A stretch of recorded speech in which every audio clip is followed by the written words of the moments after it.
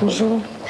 Bonjour, je suis l'assistante de la secrétaire de maître Ritterban. Je suis très embêtée, puisqu'il m'a demandé de vous remettre le dossier. Il ne peut pas se présenter, et vraiment, je suis confuse. Alors, il m'a dit de toute façon que... Qu'est-ce qu'il y a dedans? Il y a tout le dossier, vous allez défendre votre affaire. Je suis désolée, mais maître Ritterban ne peut pas. Il a une affaire très importante à plaider aujourd'hui. Et pourtant, il m'avait dit qu'il venait. Je sais.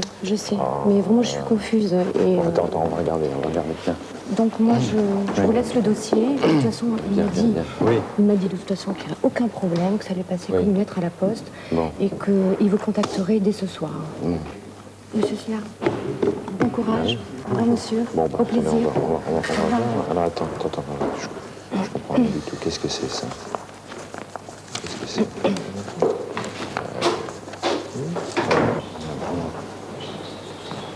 Entendez? C'était 89. C'est le type, ça. Monsieur, appelez la première affaire. Alors, affaire Simon contre Sillard. Présent, Madame la Présidente, j'interviens pour les établissements qui sont ici présents. Oui, présent, je suis désolé, mais mon avocat, maître Ritterban, devait être là.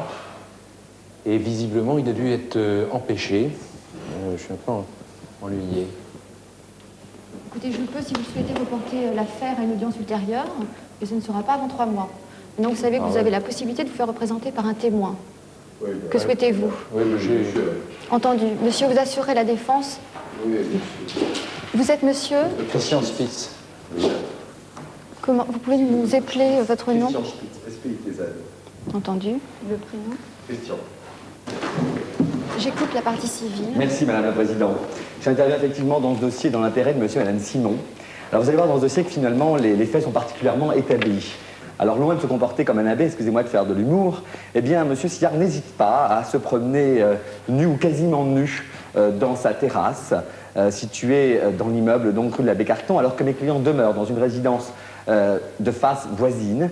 Et cela fait déjà plusieurs fois que les enfants, monsieur et madame Simon, qui ont respectivement 14 ans et 6 ans, eh bien, voient monsieur Sillard se promener comme ça, s'exhiber à la vue donc, du public, en tout cas à la vue des voisins qui sont en face. Et donc, il y a un vrai dommage psychologique dans ce dossier. Donc, nous constituons partie civile, nous réclamons donc la condamnation de M. Sillard à payer à mes clients une somme de 150 000 francs en titre de dommages et intérêts. Alors, je ne connais pas encore les explications de mon contradicteur qui est représenté par M. Spitz, le docteur Spitz. Donc, je reprendrai, si vous le permettez, peut-être après la parole, juste pour revenir peut-être sur des éléments d'explication que je ne connais pas encore. Très bien. Le 1er mai, je vous relate les faits tels que je les ai vécus, car je n'ai vécu que cela. Et par ailleurs, je vous parlerai de la moralité de M. Sillard, que je connais bien, puisque c'est un ami. Je suis pédiatre, je travaille avec lui également à la radio, et nous avions une réunion de travail chez lui à 9h30. Je suis arrivé à 10h à son domicile. J'ai rencontré sa femme, ses enfants, nous avons parlé quelques temps, et puis Benoît m'a invité sur la terrasse pour aller travailler. Il était habillé dans une tenue totalement normale, avec un pantalon, une chemise, des chaussures, des chaussettes, et moi également en veste. Nous avons parlé, et brutalement il s'est levé, et m'a dit, écoute, j'ai très mal dans le dos, je suis désolé, je fais du quart. Excusez-moi, monsieur Spitz. Je vous relate les faits, Oui, mais auriez-vous au préalable des questions à poser à la partie civile? Oui, vous préférez que je relate les faits ensuite? Tout à fait. Alors, quel fait avez-vous constaté à quelle heure?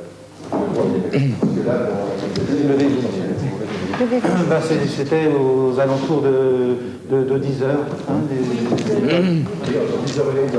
À peu près, oui. Que s'est-il passé exactement? Nos enfants nous ont appelés pour venir voir ce qui se passait en face. Et on vous a bien vu, là, en petite tenue, presque nus, tous les deux. Moi aussi. Enfin, j'étais nu, monsieur. Ah non, pas vous. Qu'est-ce que vous venez de dire là? J'étais nu?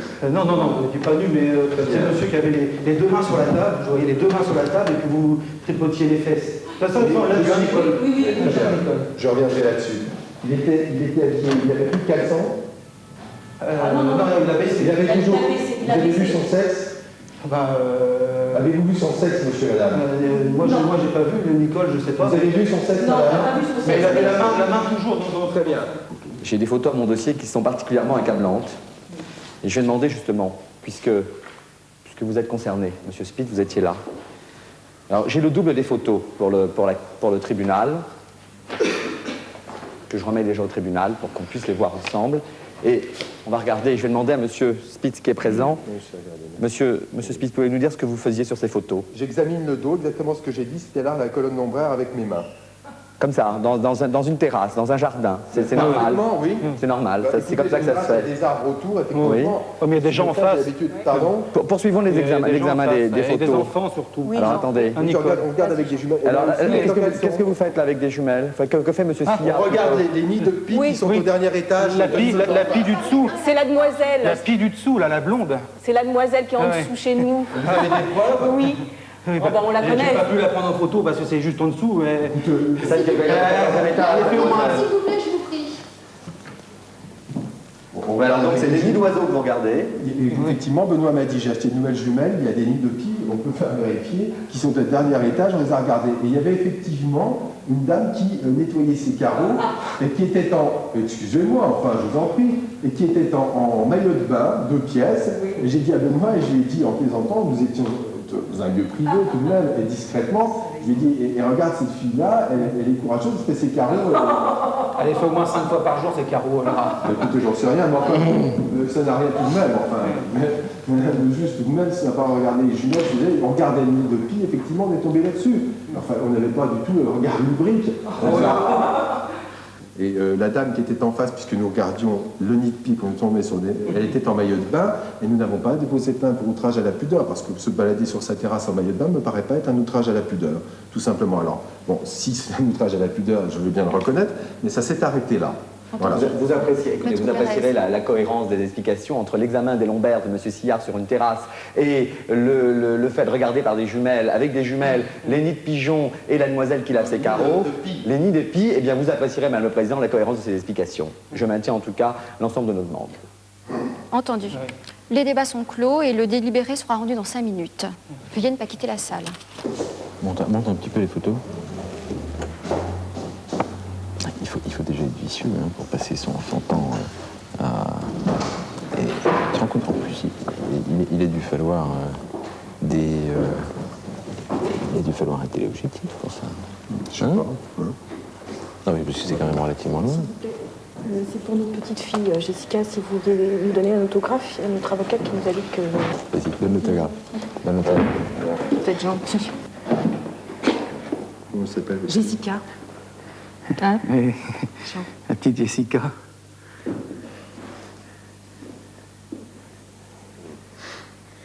Oui, Je vous plains, vraiment. Écoutez, je vous plains aussi, monsieur. Je n'ai pas à me plaindre, je vais très bien. Eh bien, moi aussi, je vais très bien, comme vous le voyez.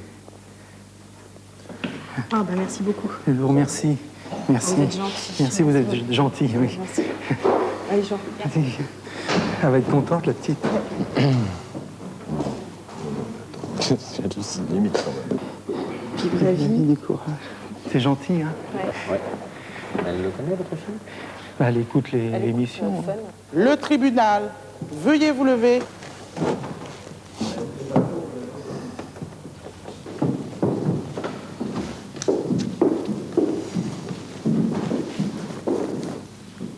Asseyez-vous.